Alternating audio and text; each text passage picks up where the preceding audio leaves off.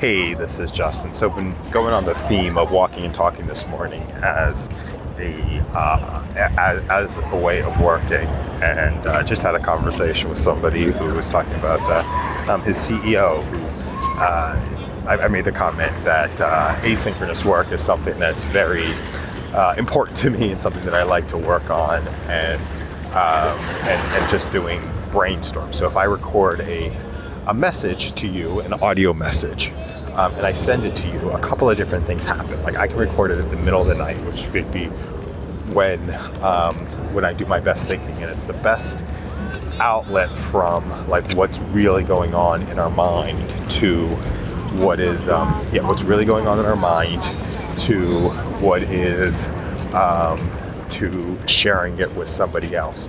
Number two, it can consumed on the other person's time frame. And number three, it can be consumed multiple different times. Now, what's beautiful about voice message is that it can easily be transcribed with there's a multitude of tools, like Otter is my tool of choice right now, but it can easily be just transcribed on the back end. And when it gets transcribed, then it can be broken down into different pieces. It can be broken down to action items. It can be broken down into knowledge blocks. So it's something that's very easy to produce and can have a multiplier effect on consuming on the back end. So now there's like, how do we start to take away things? How do we start to take away things that are take away overhead, which is like a tax on the stuff that we do. What do I mean by that?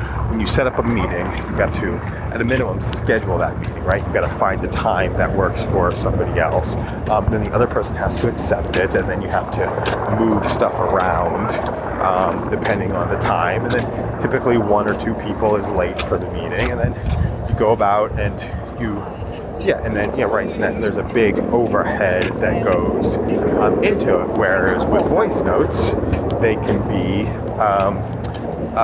just be delivered in the moment and then consumed.